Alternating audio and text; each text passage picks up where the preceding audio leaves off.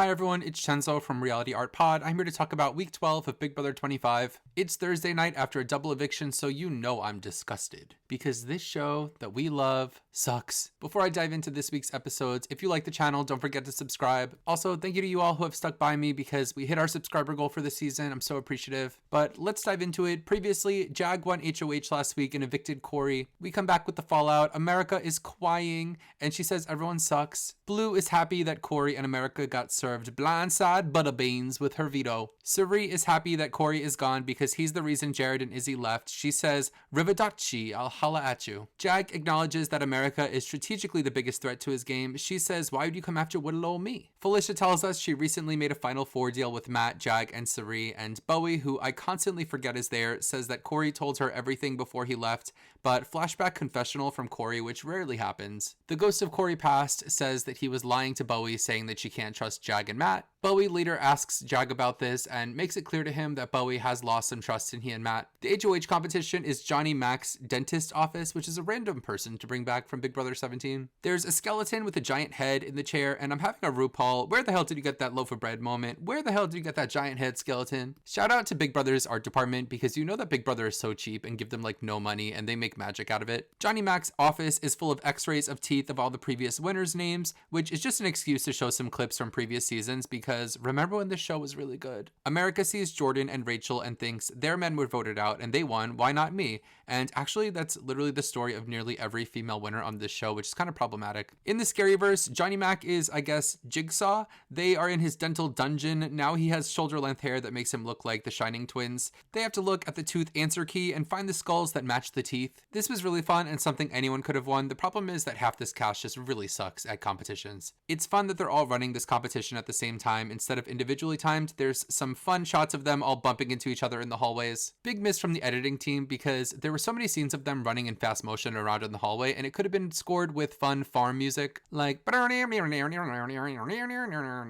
Felicia says she has experience with the dentist and pops out her tooth to prove it. I love the fact that there's a story producer who literally goaded Felicia into doing this exact thing. Felicia confidently slams on that buzzer and gets them all wrong. I have an out-of-body experience when Siri mentions Lisa's name. Remember Lisa? This has to be the first time that Lisa's name was mentioned on the show in like 15 years. Honestly, sound off in the comments. Does anyone remember Lisa? I sure do. I had that big fat red Big Brother 3 DVD set. The scripted DRs in this segment were really such a nightmare. At some point, Blue decides to just start guessing. Bowie is also really terrible at this. Jag and Siri are really the only two who are competent in that, and Jag ends up winning back-to-back HOHs, which he admits is illegal in Big Brother. There's been a lot of discourse about this already online, about whether or not Jag should have been able to win this HOH. My thing is, the producers need to realize that every change that they make is terrible. It's not that we don't like change. We do like change. Trust me, there's so many things that I've seen over and over again that I don't want to see anymore. For example, Zingbot, the clown shoe veto, have-nots, scripted diary rooms. They just have a way of holding on to stuff that sucks, and they know that it sucks because we tell them it sucks. And they change the things that are fine. Can I get a key wheel? So that's all I have to say about that for now. Back in the house, everyone celebrates Jag winning. Everyone has an idea of what they would like Jag to do. Siri, Matt, and Felicia meet, and Felicia feels like Bowie Jane should go on the block next to America because she's a grown woman who will understand and has never been on the block. America cries in the bathroom and tries to think of a way to turn her game around without any power. Girl, you're on the wrong show. You know Alison Grodner likes to see a man with a powerful necklace the same way that Ryan Murphy likes to put his actors into tidy whities. Vocal warm-up time. The powerful people in production are pursuing their perverted pleasures. Red leather, yellow leather. Let's move on. We get to see Jag's HOH room reveal and his letter, him talking about his parents and his siblings.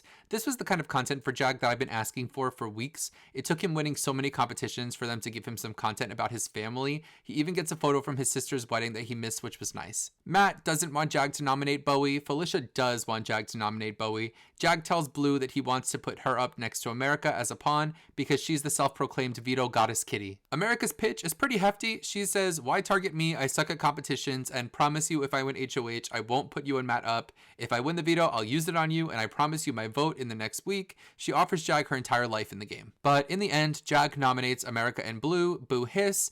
I don't have too much to say about this episode. It was really boring and the strategizing after the competition was so uninspired and boring because the nominations were obvious the whole time. On Tuesday's episode, after the nominations, Jag admits that his main target is Blue.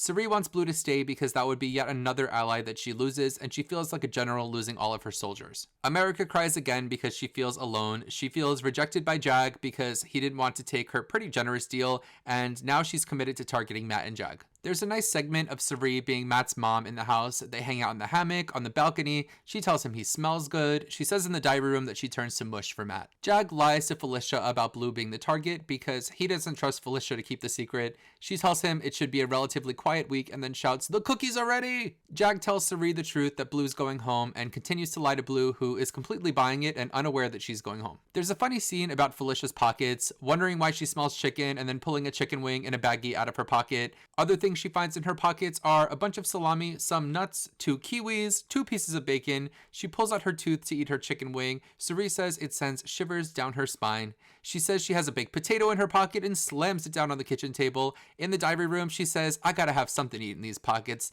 There you go. Look at this Oreo cookie," and takes a satisfying bite. Matt, Felicia, and Bowie Jane get picked for the veto, and Siri completes going the entire season without being picked for a veto competition. Blue even digs around in the chip bag, and Siri's chip is in there, but I'm surprised that they showed Blue going in there and looking. Siri wants Blue to stay, so she encourages her to try to win the veto. After this, there's a scene of Matt and Jag barbecuing shirtless in aprons. I guess this is supposed to be sexy summer content. Again, it's October, nearly November. Big Brother has a sick obsession with barbecues over the years. Every time the barbecue is involved, it's some weird shit. Siri tells Felicia that she encouraged Blue to win the veto. Felicia DRs, "Girl, why would you say that to her?" Felicia then sent BB Twitter into an absolute tizzy when she goes to Jag and tells Jag that Siri told Blue that she's the target, really throwing Siri completely under the bus. The HOH comp is to rearrange a series of embarrassing photos in chronological order in the quickest time. I like this competition mostly because I think it would be fun to play it. This is another equalizer competition. I think anyone could have won it if they were focused enough, though nothing really happens worth talking about. They all do their puzzles. The editing of the whole thing is more about us seeing the silly pictures than about how the house guests are really doing. In the results, in third place was Bowie Jane, in second Blue, and the winner of the POV is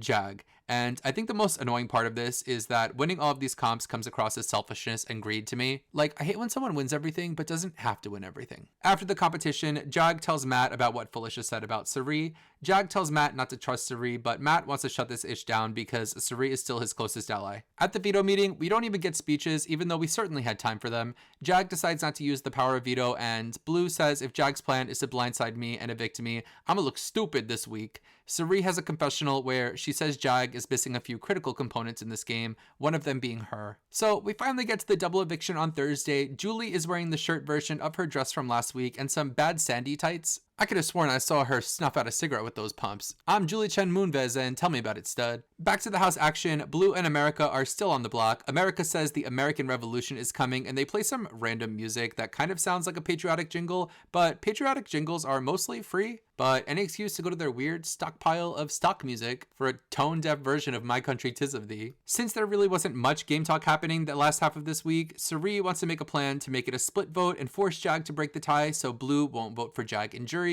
Felicia comes into Jag's HOH room to rat out Siri first thing in the morning, giving "Mom, Dad, I true up" realness. She tells Jag that Matt and Siri are plotting his demise. Then they flash back to one night before to Siri telling Felicia that Matt was targeting Jag, and flashback again to earlier that day to Matt asking Siri if she'd keep him over Jag and saying he would take a shot at Jag.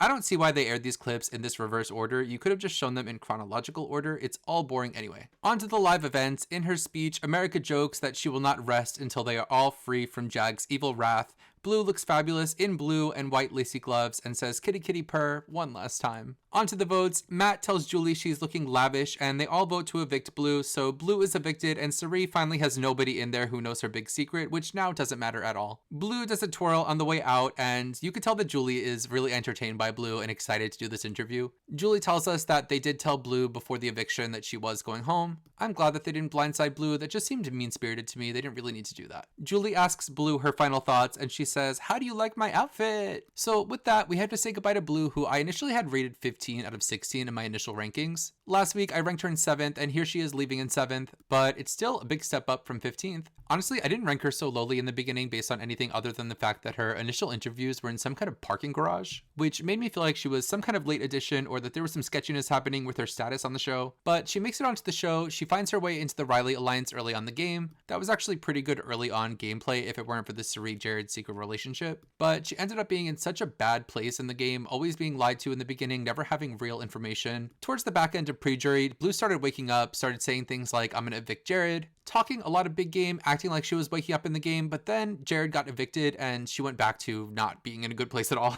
The good about Blue is I did find her to be pretty entertaining on the show. I thought she was a really good, unique personality. I really liked the kitty kitty purr of it all. Boots down, kitty kitty purr, occur. That was fun. It definitely made my life talking about the episodes interesting. Also, I definitely think that she was a competitor. I never want to see her back on Big Brother again, but sign her up for the challenge. I'd love to see her on the challenge. I'd actually like her to be like a permanent challenger. I want to see Blue Kim in an argument with Johnny Bananas. Here's the downside. I don't think that Blue is self-aware about the fact that she is a follower. It's not really that she was a floater or a coaster because she was always really active in the game, but none of the game moves that she was making, none of the conversations that she was having were Blue Kim originals. Her entire reality in the game was either the narrative that Matt and Jag were selling her, or that Siri or that Jared were selling her, but she never really set out to find the truth. And even when America came to her and told her that she was the target when her friend Jag had nominated her and she was the target, she didn't believe her and ratted out America, and that just sucks. Even this last week in the game, she spent the whole week being Delulu and thinking that she was staying, when the exact same person who won HOH last week and targeted her won HOH again and targeted her again. She believed it again. So that's all I have to say about Blue. Again, I welcome the return of Blue on the challenge, especially with Jared. Give me that messy drama. Nom nom nom nom. So back to the show. The HOH competition is called Triple Feature, and I already have anxiety when it starts. They have to answer trivia questions about movie posters they're shown. Siri gets to a lead at some point, and just when you're like, come on Siri, you got this, just keep that lead, she ends up fumbling a ton of questions. It ends up coming down to a tiebreaker between Matt and Bowie Jane, and after the tiebreaker, Bowie Jane wins her second HOH. After a commercial break, Bowie nominates Felicia and America, and we go back to commercial after 1 minute of television. So I looked at the timestamps. We went to commercial at 9:29, got 1 minute of TV after a commercial break, and then they came back from a second commercial break at 9:38. That means we pretty much got 8 minutes of commercials with a 1 minute break for show. After the commercial power hour, we come back, and of course the veto comp is running back and forth and getting balls and throwing them into a tube, and there's no way that anyone that I want to win this is going to be able to win it. So of course Matt wins the veto by a long shot. He got 4 balls and everyone else combined got 3. As usual, I don't know why I was excited to watch this double eviction. It's always a nightmare. Matt decides to keep the noms the same, and we go back to commercial after yet another 1 minute of not thrilling television. When we get back, America makes an emotional speech crying, Felicia pulls out her mustard seed, and they all evict America unanimously. Unsurprising, uninspired, and not entertaining. She leaves crying in Corey's hat. And so we have to say goodbye to America, who was such a delight throughout the season. In my initial rankings, I had America ranked as 3rd. I really liked that she genuinely seemed like a really big fan. She was super knowledgeable about the show. She said that her strategy was going to be to lay low, and America really was pretty much invisible for the first 2 weeks of the show. She would walk into rooms and just say nothing and sit there with her water bottle. I actually think that was good for her, because if she hadn't have done that, she could have been out way earlier. She really was doing what she needed to do. Unfortunately, she found herself outside of the Siri power core. Honestly, for the first half of the game, I thought that she had 0 chance of winning. It really just seemed like such an impossible situation for Corey and America to get past the wall of players that Siri had. And that kind of gets into the good parts of America's game. She really wasn't in a good place, and she put in the work to really orchestrate the Izzy eviction. Like, it was America that went to Cam and really put in the hours to drive into Cam's very hairy head that everyone had been lying to him the whole time. Also, she was a really fun, positive, likable personality, not really problematic, which we love, but also really messy in a fun way, not afraid of confrontation or looking silly on TV. So I'd like to see her again, both in Big Brother capacity, but also on the challenge. But that's what gets me into the negative of America's game, is that she's terrible at competitions. Like, the way that America would be so much better off if she won one competition this summer. She had opportunities. The challenge this evening was so easy, and all anyone had to do was focus. Everyone was getting them all wrong. Like, girl, come on, be for real. We're all rooting for you. It kind of makes it funny that earlier in the season, Jared was getting mad at America for throwing competitions, and he almost nominated her and sent her home for it, but she was really trying. And that was something I said earlier in the season is, you know, when you're walking in the street and a car almost hits you and you didn't realize that a car was coming, but you almost died? America almost got hit by so many Big Brother cars this season, and she didn't even realize. Also, I love AmeriCorey, but I would have liked to see her play a more independent game. Even though at the end of the day, I think America's a great player, but I don't think this was her season to win. So let's rank some some players. I can't believe there's only 5 people left. At number 5, I'm gonna have to put Felicia, and last week I had her in the exact same place. A few weeks ago, I thought that if Felicia could find her way into the final 2, that the jury would respect the fact that she made it there, but the really, really messy gameplay that's almost a staple in every episode now, is just like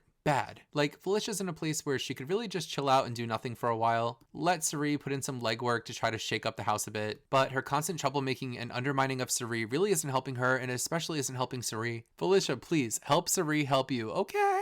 So chances are Jag wins the HOH and wins the veto, and Felicia just goes home on Thursday. But I really hope that doesn't happen, because Felicia is really the most entertaining person left. Team Good TV needs at least Felicia until the finale, please. In 4th, I have FBJ, Bowie Jane, and winning this HOH and not targeting Matt and Jag, even though they're her closest allies, it's just so lame to me. Like, I get maybe if she had a final 2 with Matt or Jag, or both of them, I can see her going with them, but she's literally just playing for 3rd place. I don't even think that Matt or Jag would take Bowie Jane to the final 2 as a GOAT, because she's not even GOATy enough for that. Is there a universe where Bowie Jane wins the final 3 HOH, takes Jag to the final 2, reveals that she's actually a lawyer, and wins the game? Maybe, but is that the universe I really think I'm in or want to live in? Probably not. A few weeks ago, the idea of Bowie Jane winning the game was kind of funny, but now the novelty has worn off. We're getting a little bit too close for comfort, but I don't know. These nominations from her were so boring to me. If I was a juror watching this on the screen, I would be like, this sucks, this is so boring. In 3rd, I hate to do this, but I'm gonna have to put Siri. This double eviction went so badly for Siri. She was so close to winning that HOH 2 and really just fumbled the bag. And really, that was a really important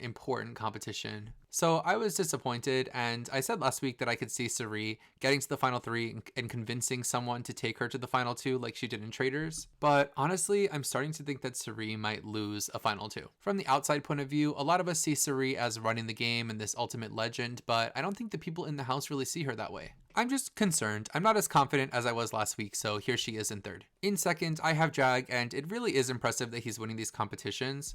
Most of them aren't ones that are being handed to him or that are just suited to him. He just is really good under pressure. As a viewer, it's annoying, it's bad TV, but give him credit where credit's due. I guess I can just talk about Matt while I'm here, because if it's a final 2 between Jag and Matt, which is the likeliest situation, Matt has never been evicted. Matt is the sole reason why Jag is in the game. Matt basically went to the dealership and bought himself a Jaguar and rode it all the way to the end of the game. So give him his money so he can sail off into the sunset in his Aston Moron. So it's late at night now on Thursday. I'm about to go to bed. I hope you have a good week. I'll see you next week to talk about more Big Brother. We're almost through this season. Again, thank you for helping me to hit my goal. I hope you have a nice weekend. And hey, I hope the time that I post this video, we have a Siri or Felicia HOH, right? But until next time, bye.